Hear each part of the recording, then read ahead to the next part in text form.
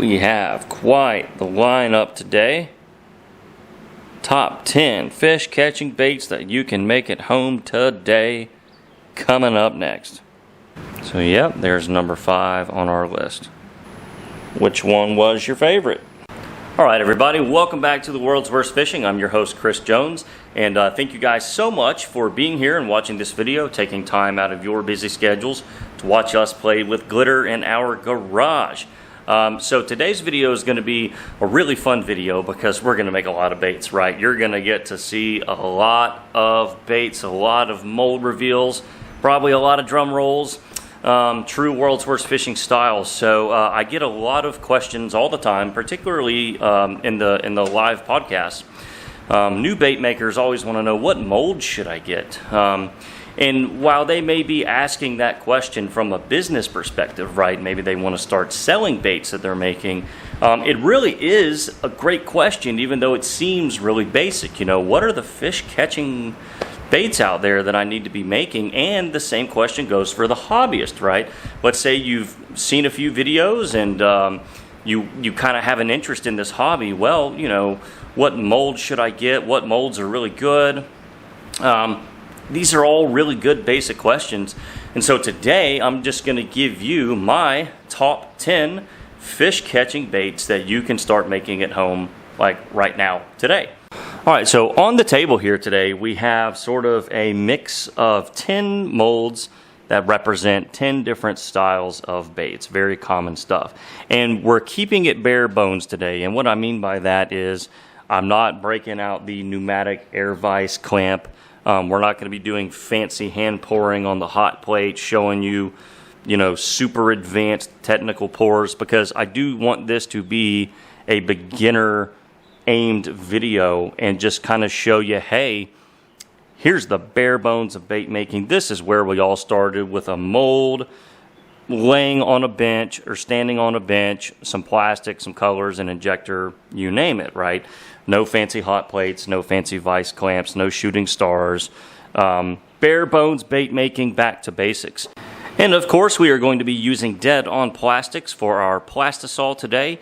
Every great bait starts with two things. It starts with a good quality mold and a good quality plastic.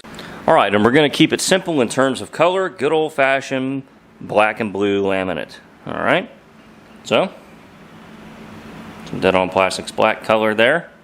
And then on the other side, a little bit of dead-on plastics blue. Alrighty. And we're going to load up the blue side with some blue flake. Alright, so let me get this open.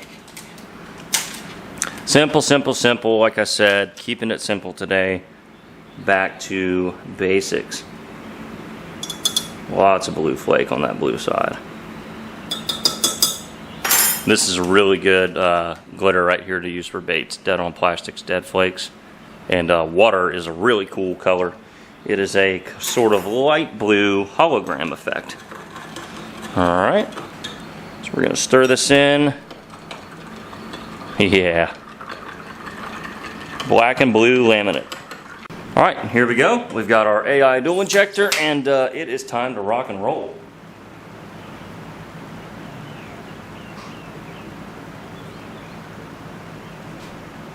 See how many molds we can get here.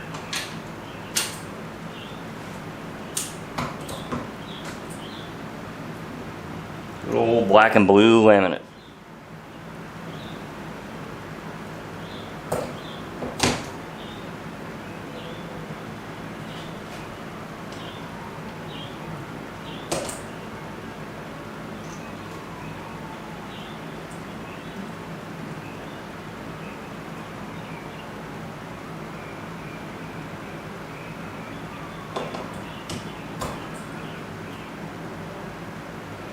Alright, that felt great.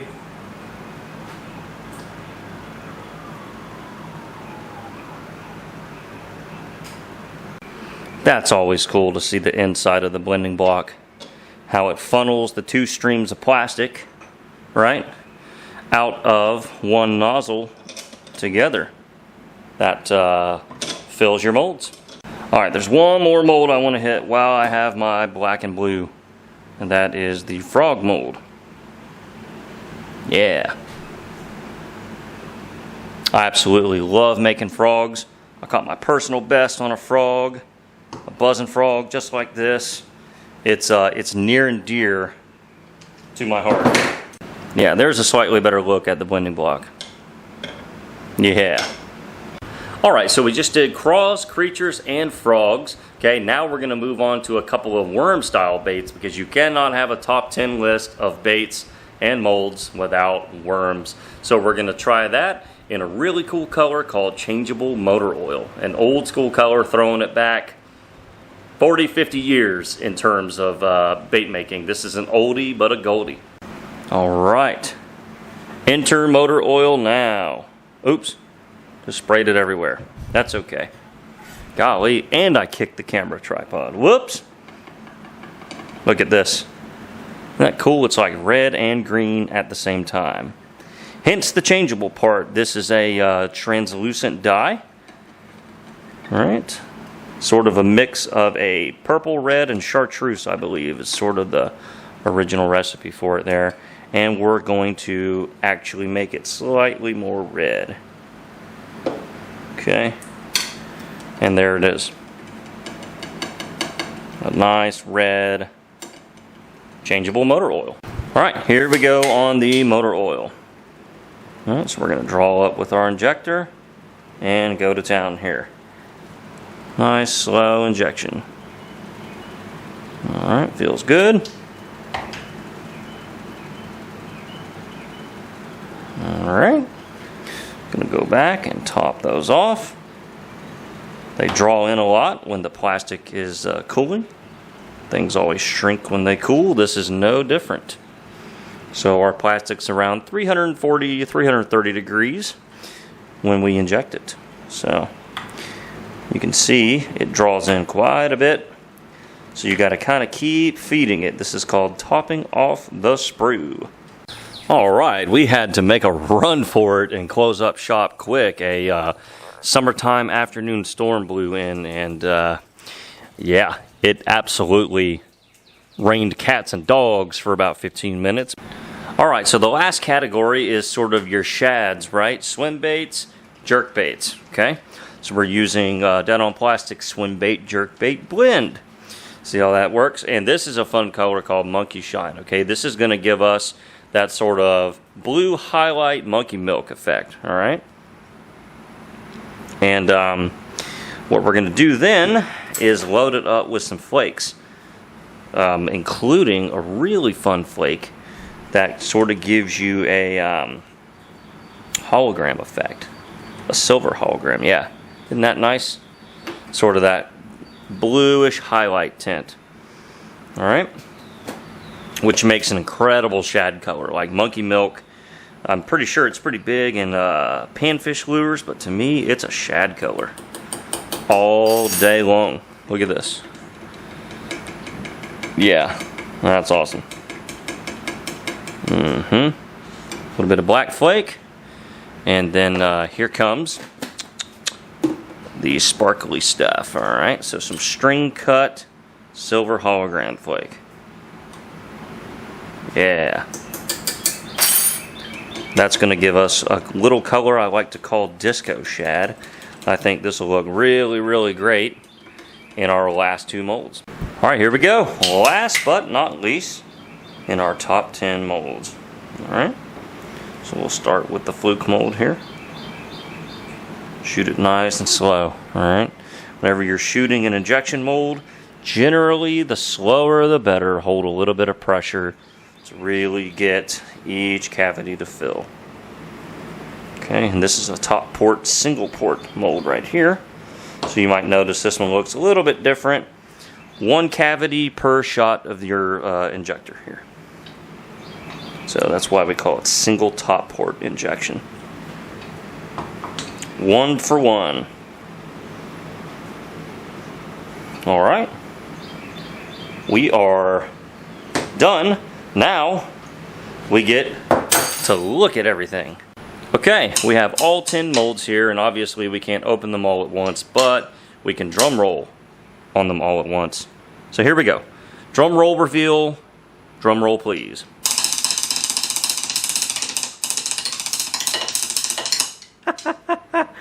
Okay. All right, top 10 fish catching bait mold number 1, the Angling AI AR Toad. Right? Gotta have a frog. Frogs are legit one of my favorite things in the world to make. Yeah, look at this. Yeah, baby.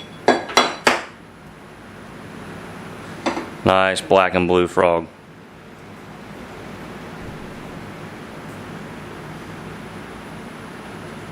Heck yeah.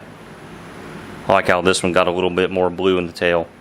That's what's fun about laminate injection with a dual injector.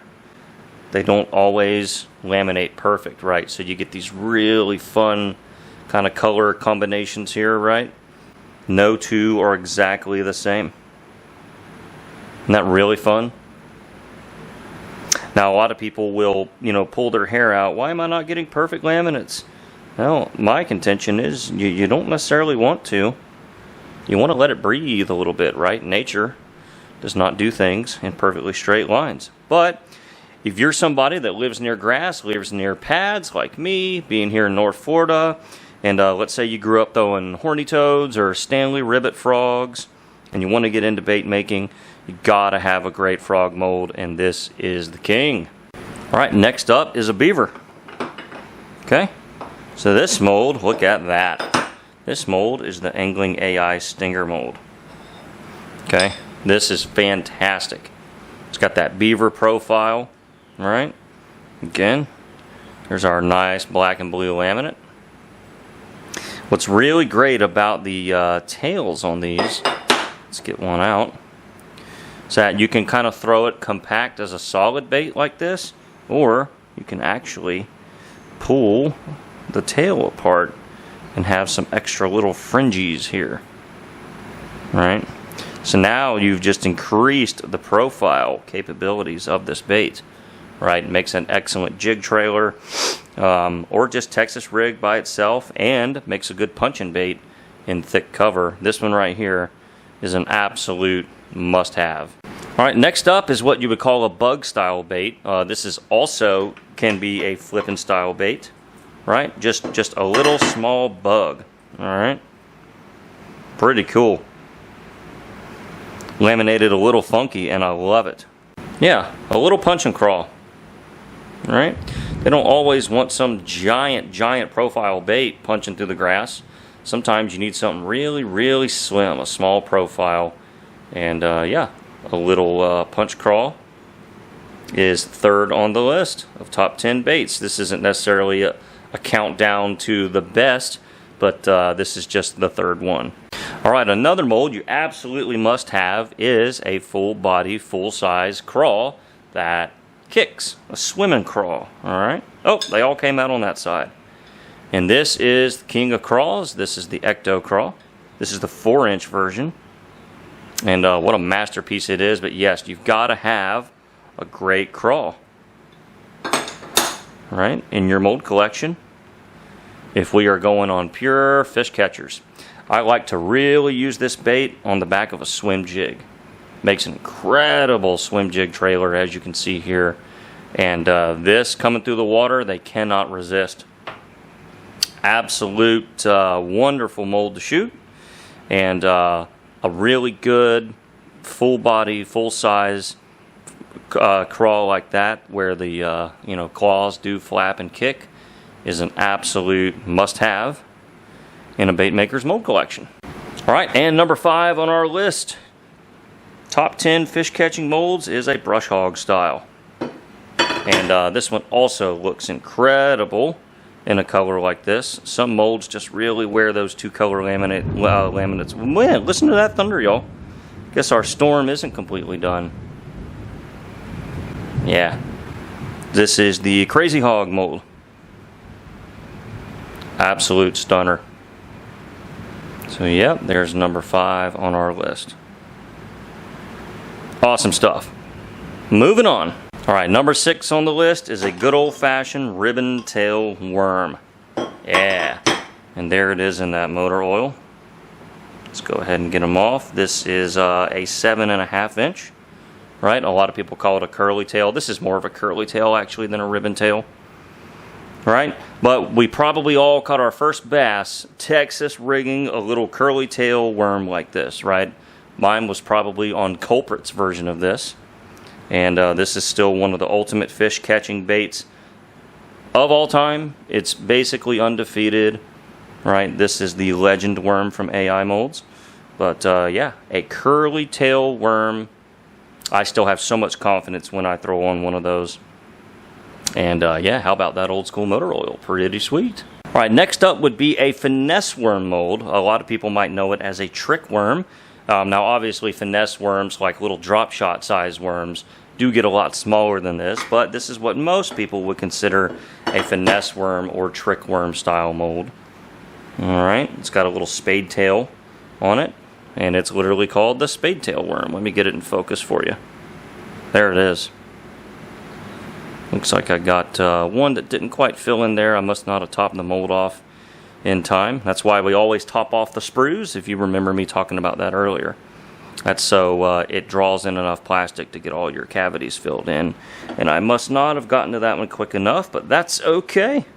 We've been doing this a long time, but hey, even we're not perfect some days. That's just the way it is. Yeah, there it is. Wonderful mold there. Nice motor oil again. So yep, a finesse worm is a must-have as part of our top 10 list. All right, number 8, we are still in the worm category, is a 5-inch Senko. Yeah, you absolutely need a good stick worm mold, and this one is king. This is the AI 5-inch core shot stick bait mold, and the core shot allows you to do cool stuff like this, where you get that color that runs through the center of the bait, right, the core. But that is a video for another day, and we just did the video on the 4-inch version seen here in my hands. So check out our video on the 4-inch core shot mold to see how we do cool things like that. However, 5-inch is usually the standard, and you need a great mold. So even though this is the core shot compatible mold, we took the little internal rods out, and we have our plain Jane stick worms here. You absolutely have to have it. This on a wacky rig with a Nico rig, a little nail weight. Nico rig it with a nail weight in in the head there, and I'm a happy man. I'll throw that all day long. No surprise here. Gotta have a good Senko mold for any top 10 fish catching mold collections. Okay, coming in at number 9, a 5-inch Fluke. Gotta have one. Yeah. There's that monkey shine color. Alright, we will get these out. They're a little difficult to get out sometimes. Yeah. Okay. There it is.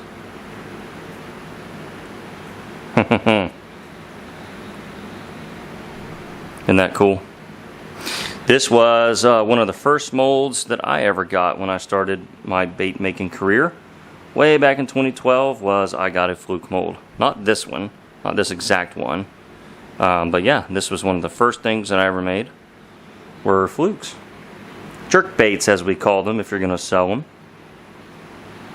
But yeah, there it is. Cannot leave home without it.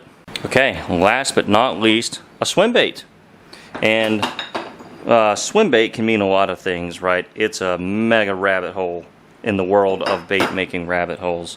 But this is a simple one. Again, today's video is all about beginner baits that you can make at home right now, your first time, and have success. This is a great little mold called the Rip Wrap. Absolutely deadly on an Alabama rig, deadly as a trailer bait, or rigged by itself on a jig head. I personally have caught a lot of fish on this bait. And obviously Swimbait, like I said, is a rabbit hole, is a giant rabbit hole. We'll move the camera over a little bit. It can mean anything from this to this and so much in between, right? Here's an example of an open pour Swimbait. This is some of my hand poured work there, and you know, a much more complicated shad color. But this is still the same thing, right? This is the same kind of bait that ultimately serves the same purpose. You can get crazy with it or keep it basic, right? And today's video, just in keeping with the theme, this is a mold, well, not necessarily this mold, but just this style of mold, right? A small little ripper swim bait is something that you absolutely need to have. Absolutely in my top 10, you gotta have a swim bait, and you gotta have a swim bait that you know, can inject well each time, especially as a beginner to have success, to get the bait you want right away. Gotta have a good swim bait mold. That is number 10. Oops, in our top 10. Okay, there we go. Got our frogs, our craws, our beavers, our punch craws, our brush hogs, got our traditional curly tail worms, got a finesse worm, trick worm style, got a Cinco style, and our fluke and our swim bait.